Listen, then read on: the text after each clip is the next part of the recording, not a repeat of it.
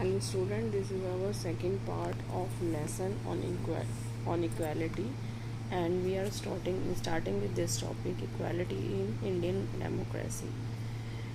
Indian democracy के अंदर एक कॉन्स्टिट्यूशन होता है जिसे हम संविधान कहते हैं, और उस कॉन्स्टिट्यूशन के अकॉर्डिंग जो without any discrimination everybody is equal in front of law.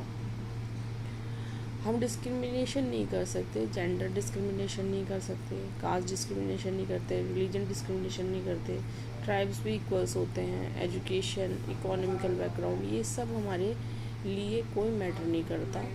बस ये मैटर करता है कि the person is a citizen of the native country.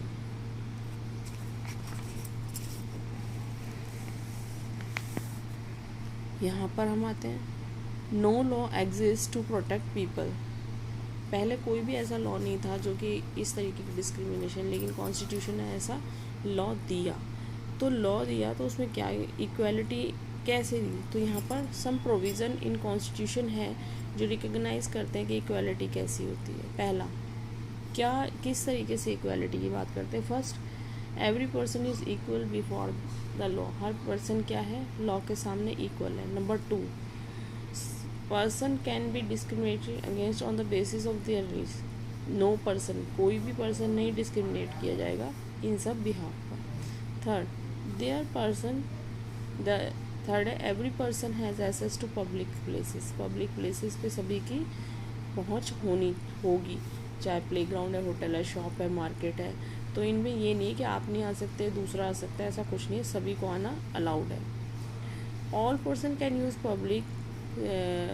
Publicly available well, roads, bathing ghat. Fourth, चौथा देखिए क्या है, अनटचेबिलिटी हैज़ बीन अबॉलिश. इसको एक अपराध माना जाता है, इसको ख़त्म किया गया. तो ये आप देख सकते हो क्या क्या प्रोविज़न हमारे कॉन्स्टिट्यूशन ने इक्वालिटी लाने के लिए दिए हैं. ये पैराग्राफ बहुत इंपॉर्टेंट है, इसे ध्यान से पढ़ना. मेरी बुक में पेज नंबर 10 पर है. The 2 ways in which the government has tried in to import. अब ये तो है, लॉ तो बना लिया, पर इक्वालिटी आखिर कैसे इम्पोज की जाएगी, कैसे उसे इनेक्ट किया जाएगा, कैसे उसे प्रैक्टिकली अप्लाई किया जाएगा. तो गवर्नमेंट 2 पॉलिसीज अपनाती है. नंबर 1 पॉलिसी तो बेटा ये एक लॉ बना दिया है इस तरीके से कि चलो ये लॉ है, आप इसको नहीं फॉलो करोगे तो आपके लिए पर्टिकुलर पनिशमेंट्स है. बट इतनी बड़ी स्ट्रेंथ में जो पब्लिक होती है, तो हम लोग उस हर किसी को पनिशमेंट से नहीं समझा सकते. आप क्लास में देखिए, कुछ बच्चे प्यार से भी समझ जाते हैं और कुछ बच्चे को डांट से भी समझा सकते हैं और कुछ को पनिशमेंट से ही समझाते हैं. सबको इक्वल ट्रीटमेंट नहीं दिया जा सकता, उनकी साइकोलॉजी को भी थोड़ा सा देखा जाता है. जो एकदम ढीठ होते हैं, पनिशमेंट उन्हीं के लिए बनती है. गवर्नमेंट इसके लिए प्रोग्राम्स बनाती रहती है, स्कीम्स बनाती रहती हैं. अब आप मिड डे मील का प्रोग्राम देख लीजिए. यहाँ तमिलनाडु में, यहाँ मैंने अंडरलाइन करा इसलिए, तमिलनाडु में 2001 में पहली बार ये स्कीम कोर्ट के ऑर्डर के द्वारा ये फॉलो की गई. और इसके बाद जो टीचर्स ने, जो वहाँ के स्कूल में जब ये फॉलो की गई, ये स्कीम थी मिड डे मील.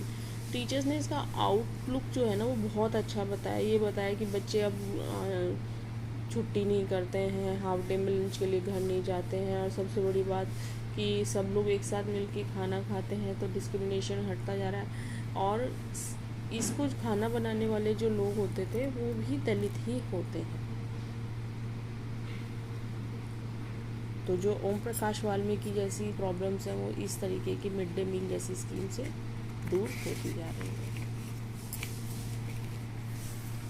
यहाँ पर एक दलित नेता थे डॉक्टर BR अम्बेडकर, जो कि आप जानते हो हमारे कॉन्स्टिट्यूशन में उनका काफ़ी अच्छा पार्ट है, उन्होंने काफ़ी योगदान दिया उसके अंदर.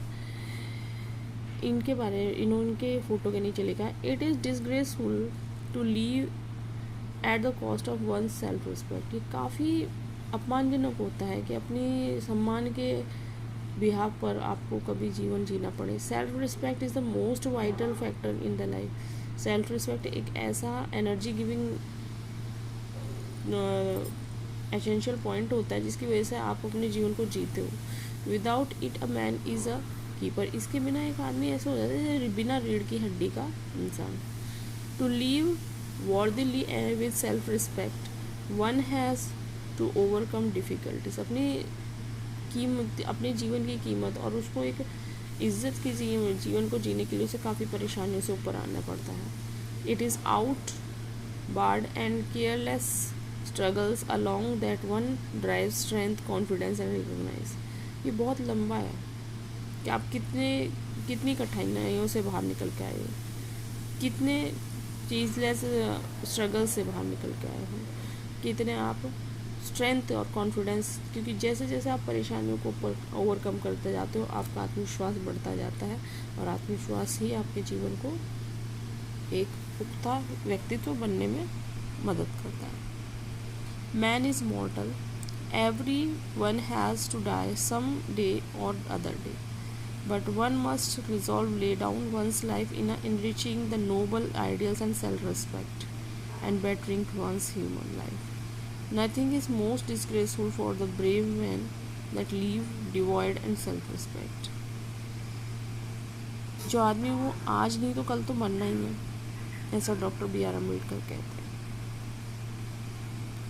फिर एक अच्छे आइडिया के साथ, सेल्फ रिस्पेक्ट के आइडिया के साथ हैं, एक अच्छे इंसान बनने के अलावा जीवन जीने क्यों नहीं जीता है, क्यों उसे अपने जीवन में हमेशा इस चीज़ को फेस करना पड़ता है कि हाँ मेरे को अपनी इज्जत खुद ही कमानी है, खुद ही ये सब लोग क्यों नहीं करते हैं। नथिंग मोर डिसग्रेसफुल, इससे ज़्यादा बुरा कुछ भी नहीं होगा कि आपको अपने जीवन में अपनी सेल्फ रिस्पेक्ट होकर जीना पड़े।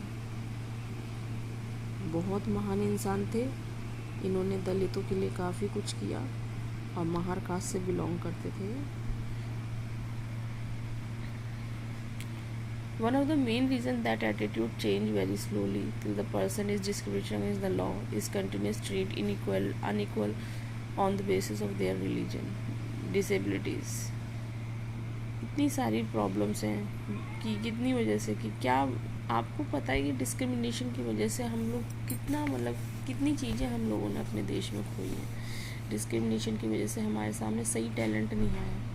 शायद शुरुआत से ये डिस्क्रिमिनेशन ना होता और सभी को इक्वल एजुकेशन दी जाती तो हमारे ऊपर ब्रिटिशर्स कभी भी राज नहीं कर पाते। एक दूसरे को नीचा दिखाने के चक्कर में, अपने आप को ऊपर दिखाने के चक्कर में हमने काफ़ी अपनी एनर्जी वेस्ट करी। Now next topic is issue of equality in other democracies.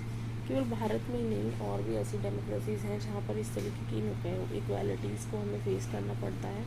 यहाँ आपको एक एग्ज़ाम्पल दिया गया है यूनाइटेड स्टेट ऑफ अमेरिका का, जिसमें American whose ancestor was slaves, मतलब कि अमेरिकन के जो कुछ एंसेस्टर्स थे जो स्लेव्स थे, जो ब्लैक थे, जो कलर में काले थे।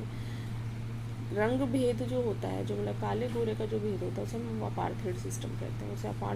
उसे रेस डिस्क्रिमिनेशन से better word is apartheid system. इसमें एग्जाम्पल आपको साउथ अमेरिका का दिया है। इसमें एक रोज़ा पार्क नाम की अफ्रीकन अमेरिकन वीमेन थी, यहाँ पर पैराग्राफ में दिया हुआ है। वो पूरे दिन काम करके शाम को छुट्टी के समय आके बैठ जाती है 1 दिसंबर 19 में, तो उसको एक वाइट आदमी आके हटा देता है, पर वो रिफ्यूज़ कर देती है और एक एगिटेशन स्टार्ट हो जाता है, एक आंदोलन स्टार्ट हो जाता है, unequal ways in which the African American treated, और इसको सिविल राइट मूवमेंट कहा जाता है। इसको सिविल राइट मूवमेंट कहा गया, मतलब कि अपने लिए इक्वालिटी का राइट मांगा इन्होंने। 1964 में डिस्क्रिमिनेशन को प्रोहिबिटेड कर दिया गया वहाँ पर, और started that school would be open for the African American children, और उनके लिए अब इसका जो रिजल्ट आया सिविल क्या हुआ, सबसे पहले एक्ट बना कि इसको डिस्क्रिमिनेशन को ख़त्म किया। नंबर 2, स्कूल बच्चों के लिए खुल गए, जो ब्लैक पीपल थे उनके बच्चों के लिए स्कूल खुल गए। डिस्पाइट दिस मेजॉरिटी अफ्रीकन में continue to be along poorest in the country. इतना सब करने के बाद भी ज़्यादातर गरीब कहाँ से मिलते हैं, अफ्रीकन लोगों। Most African American children can only afford the attend the government. ज़्यादातर बच्चे कैसे स्कूलों को अटेंड करते हैं, इनके गवर्नमेंट स्कूल के। Poor qualified teacher are compare to white student. जो इनके टीचर्स होते हैं वो भी बहुत कम क्वालिफाइड होते हैं in comparison to the white student. और private live in the area where the government school are highly rated as private school. और जो गोरे बच्चे हैं वो वहाँ पर रहते हैं जहाँ पर कि सरकारी स्कूल भी ऐसे लगते हैं जो काफ़ी हाईली रेटेड है। और ये आपके लेसन का एंड हो गया। समझ में आ गया होगा।